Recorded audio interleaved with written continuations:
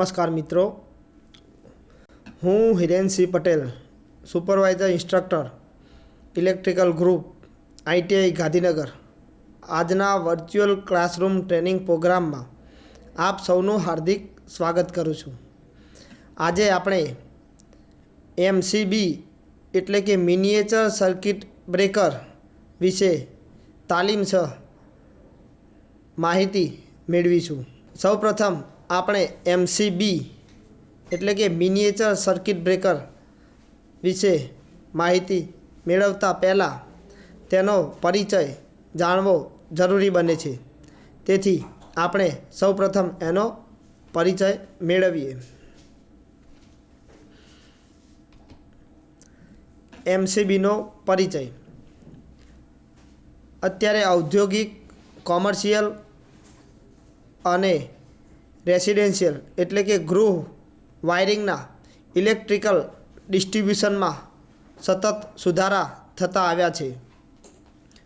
ઓપરેશનમાં સલામતી, સર્વિસનું સાતત્ય, સરળતા, ઓપરેટિંગ ખર્ચમાં ઘટાડો વગેરે ફ્યુચર્સને ધ્યાનમાં રાખીને સતત સુધારા વધારા કરવામાં આવ્યા છે। આને પરિણામે સામાન્ય ફ્યુઝ અને ઓવરલોડ રિલેના બદલે બંનેનો સમન્વય કરતા મિનિએચર સર્કિટ બ્રેકર MCB અસ્તિત્વમાં આવ્યા અને વિકાસ પામ્યા અને અત્યારે બહોળા પ્રમાણમાં એટલે કે વ્યાપક ઉપયોગ MCBનો થાય છે।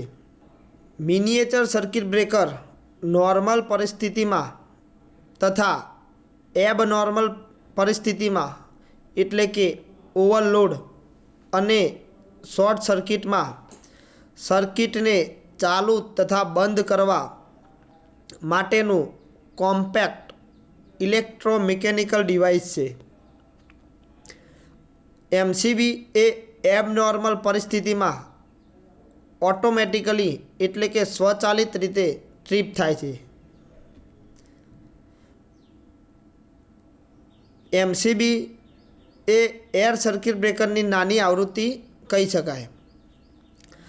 આમ MCB ઇન્ડસ્ટ્રીયલ, કોમર્શિયલ અને રેસિડેન્શિયલ ઇન્સ્ટોલેશનની સર્કિટના રિલાયબલ પ્રોટેક્શન માટે ઉપયોગી છે।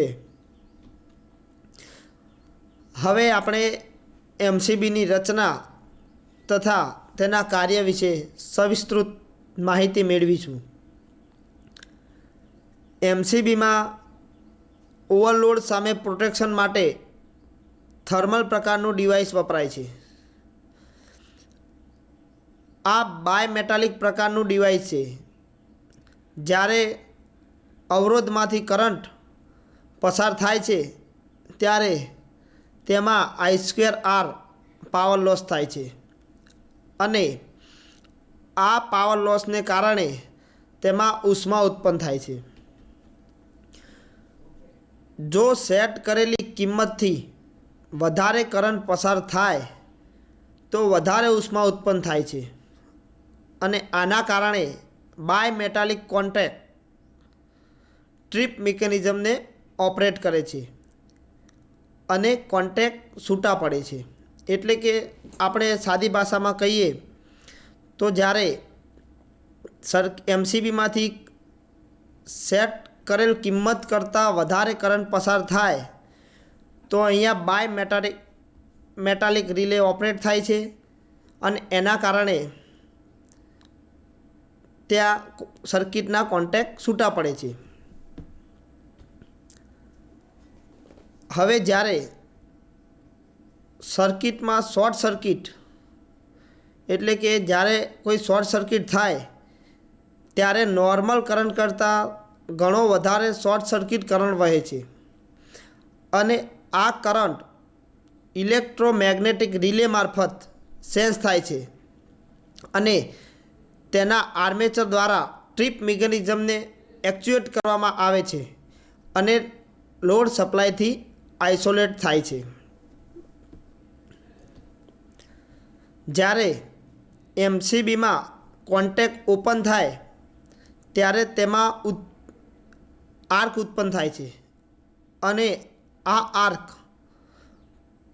તરત જ ઓલવાઈ જાય તે માટે એમસીબીની અંદર આર્ક રનરની રચના કરવામાં આવે છે. અહીંયા આપણે એમસીબીની સ્કીમેટિક વ્યવસ્થા આકૃતિમાં બતાવેલી છે, જ્યાં ઉપર તમે જુઓ છો સપ્લાય આવે છે. એમસીબીની અંદર બે પ્રકારના ટ્રીપ મિકેનિઝમ હોય છે.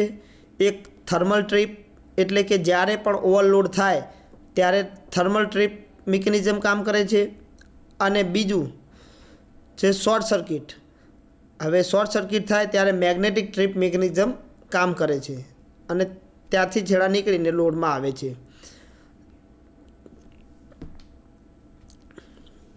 બીજું અહીંયા એક એમસીબીનો કટ સેક્શનલ વ્યૂ એટલે કે આંતરિક રચના બતાવેલી છે, જે તમે આકૃતિમાં એમસીબીની અંદર રહેલા દરેક પાર્ટ્સ વિશે જોઈ અને સમજી શકો છો. નીચે શરૂઆતમાં ઇનકમિંગ ટર્મિનલ છે, તેની બાજુમાં ડીઆઈએન રેલ હોલ્ડર એટલે કે એમસીબી ફિટ કરવા માટેનું સોકેટ આપેલું છે. તેના ઉપર જઈએ તો ફિક્સ કોન્ટેક છે. ફિક્સ કોન્ટેકની ઉપર પ્લન્જર આવેલું છે. પ્લન્જરની ઉપર એક મૂવેબલ એટલે કે ડાયનેમિક કોન્ટેક છે. ત્યાંથી આગળ જઈએ તો નોબ છે, એટલે કે જેના દ્વારા એમસીબી ઓન ઓફ કરી શકાય છે. એનાથી ઉપર સોલેનોઇડ એટલે કે શોર્ટ સર્કિટ વખતે જે સર્કિટ ઓપરેટ થાય છે, એટલે કે જે રિલે ઓપરેટ થાય છે તે રિલે બતાવેલો છે, જેને સોલેનોઇડ કહે છે. સોલેનોઇડની બાજુમાં આર્ક ક્યુબ મૂકેલા છે અને એ ટોટલ ઉપર આર્ક હોલ્ડરની અંદર આર્ક ક્યુબ મૂકેલા છે. એ બધા આર્ક રનર્સ તરીકે પણ ઓળખવામાં આવે છે.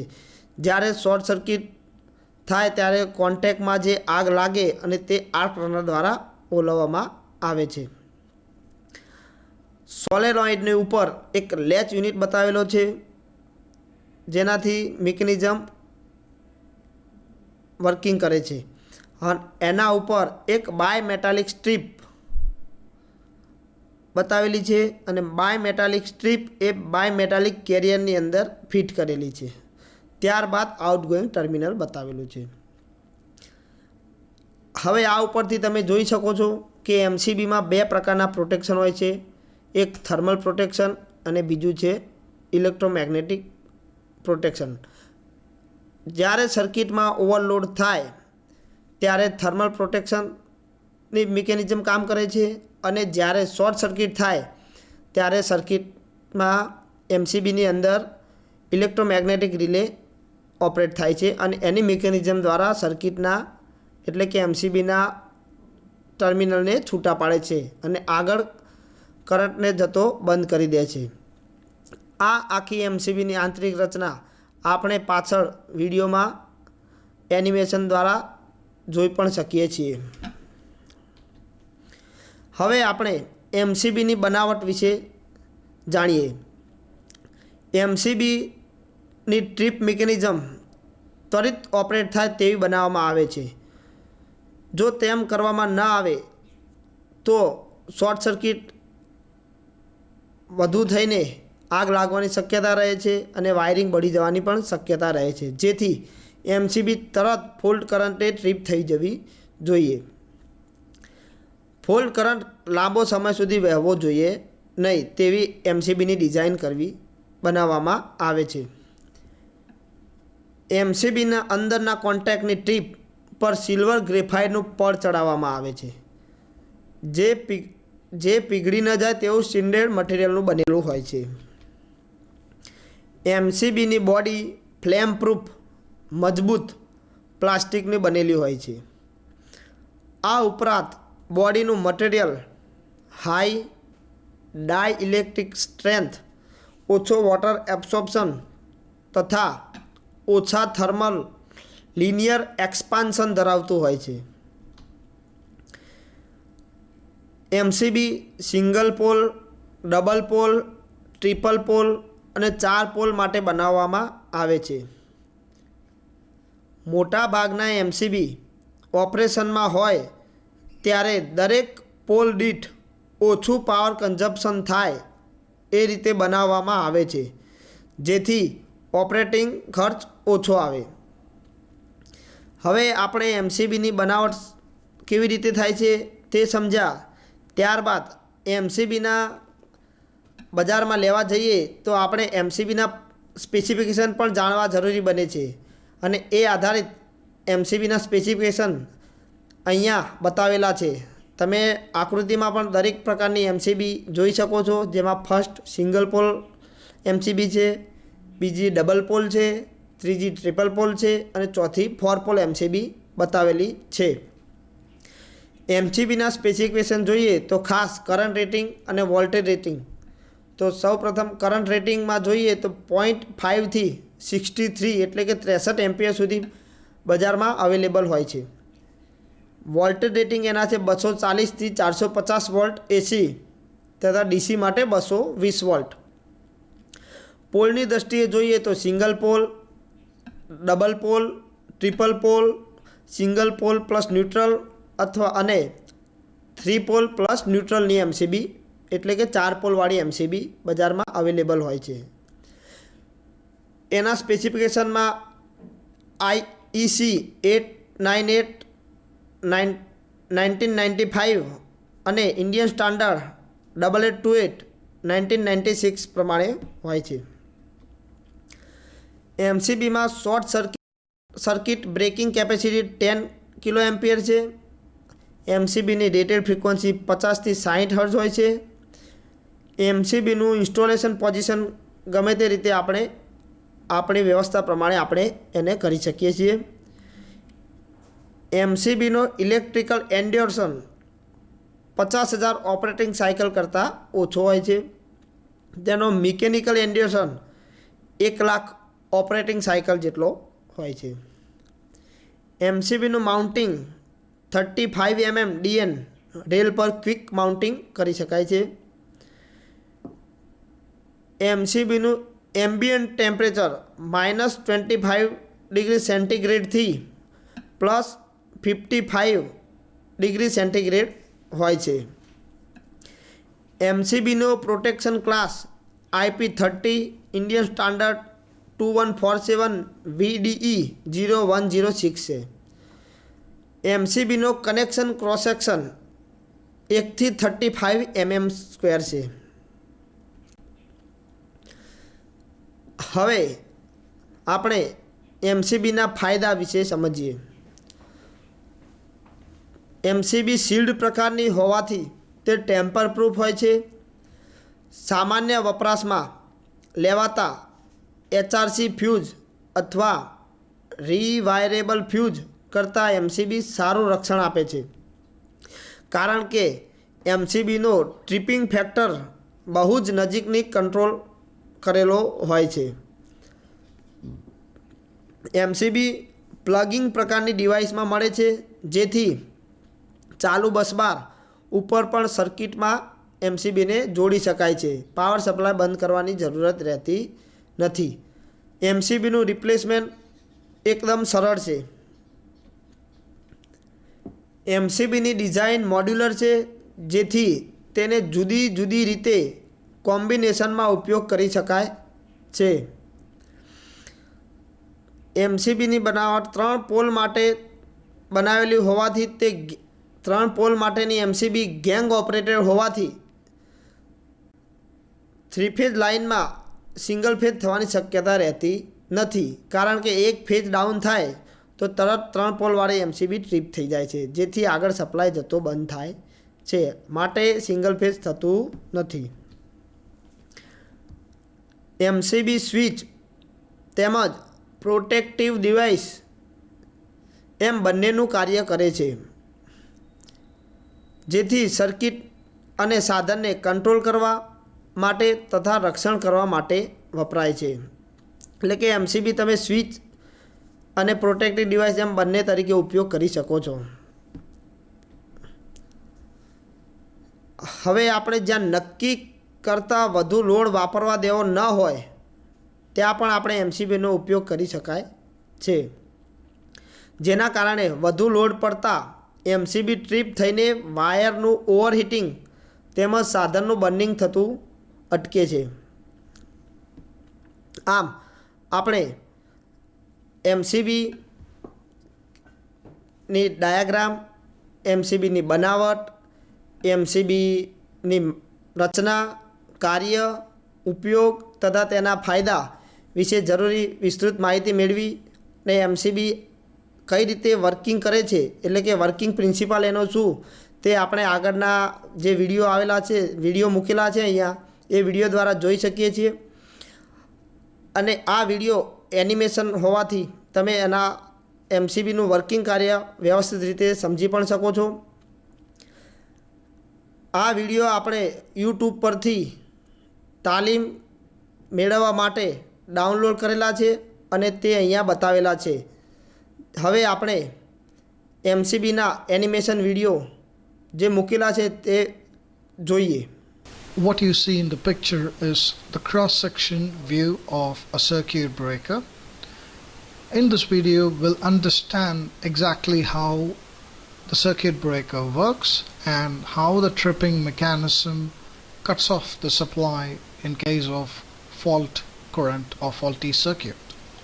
So the red wire, what you see is the supply. Let's say the current comes and then it's with the help of the screw bolted to this terminal of the circuit breaker, and here it goes, and this is a bimetallic strip, and here is the spring loaded arm, and here is the linkages. So this is a link, here is a link, and then this is the conductor. The current comes through this blue wire and then it goes to the bimetallic strip, and here you can see behind there's one more conductor or any metal piece which goes to this link, and here whenever the circuit breaker is on, this will go and hit or make a contact here, thus the current supply is taken out through this terminal. So this is the input terminal and this is the output terminal, or outlet, simply we can say in layman's term. So now let's see what happens when it is working, like, alright, so these contacts are open now, the breaker is in off position, now it's on, current starts to flow through the supply line, that's the red line, the current flows through this terminal, and here you have screwed it, so remember that it flows through this. If it's loose, then definitely there's going to be a problem with the circuit breaker, like arcing, or even the circuit breaker might trip. Any fault may occur over here. So through this it goes to this and enters the bimetallic strip. So as the current flows, the bimetallic strip gets heated up. So let's say the circuit breaker is rated for 20 amps. Till 20 amps nothing will happen to the bimetallic strip. Of course it will expand, but the expansion will be within the limit, it will not trip the operating links. However, let's say if the circuit breaker or the bimetallic strip is heated up more than 20 amps, let's say 40 amps or 50 amps, depending on the overload or the thermal expansion setting. Let's say for example 40 amps, what happens is this expands and then the link is taken or pulled back so that the contact is open, no more current supply passes through. So now the current flows through this link and through this wire, through this contact, goes to the output terminal. Now let's see what happens when the overload gets. So this is how it works. I'll show it once again. So the current flows, it starts to expand, and as it expands, if it's above the limit, this is sliding down, thus releasing this link, and then the link is open due to the spring. The spring pulls it back. Let's watch it once again. You can see it's coming back. This link is released and thus this is being pulled back, and the contacts are open now. Now the breaker is in trip position. After it's tripping, it's in its center position. On is towards this, off is this, and when it's in center position, it's in a trip position. You got to reset it, and resetting depends upon the time the bimetallic strip comes to normal position. It has to bend back when the current flows through it. The bimetallic strip gets heated up. when the supply is interrupted, the bimetallic strip cools down and comes back to its original position, and thus it cools down, allowing you to put off the breaker and reset it. Let's see now what happens. So after the bimetallic strip cools down and comes back to its original position, you will be able to reset the circuit breaker from the trip position. As I said earlier, on position is towards like this, which I have shown in the arrow mark. Off position is this, and the center position will be the tripped condition. And now I have pulled this lever back to, let's say I'll show you once again. Now it's in off position and the contacts are open. Now you can rectify the fault and put it on, so that again the circuit is connected and the supply flows through. So this is how a circuit breaker works basically. In the future videos we'll watch how the automatic circuit breaker or braking mechanism with the help of spring or any solenoid valve works. Let's see in detail and discuss about it. Working principle of miniature circuit breaker. In a miniature circuit breaker, there are mainly three mechanisms to make the switch off. They are bimetallic strip, one trip coil, and one hand-operated on-off lever. In a MCB, current first enters through inlet power terminal to bimetallic strip, then to current coil or trip coil, then to moving contact, then to fixed contact, and lastly, current leaves through outlet power terminal. Here, you see all these are arranged in series. If overcurrent flows for a long time through this MCB, the bimetallic strip becomes overheated and hence it is deformed. This deformation of bimetallic strip causes displacement of latch point. The moving contact of the MCB is arranged by means of spring pressure with this latch point in such a way that a little displacement of latch causes release of spring and makes the moving contact to move for opening the MCB. The current coil or trip coil is placed in such a manner that during short circuit fault, the MMF of that coil causes its plunger to hit the same latch point and make the latch to be displaced. Hence, during short circuit fault, the MCB will open in same manner. Again, when the miniature circuit breaker or MCB is required to be switched off manually, the operating lever of the switch is operated by hand. When we do so, the same latch point is displaced, and as a result, moving contact is separated from fixed contact, and the MCB becomes in off position. So whatever may be the operating mechanism, that means due to overload, due to short circuit fault, or due to manual operation, actually the same latch point is displaced and same deformed spring is released, and this is ultimately responsible for movement of the moving contact. A miniature circuit breaker is always provided with arc splitters. During separation of moving and fixed contact, there may be a high chance of arc, and this arc goes up through the arc runner and enters into arc splitters and is finally quenched. When we switch on an MCB, we actually reset the displaced operating latch to its previous on position.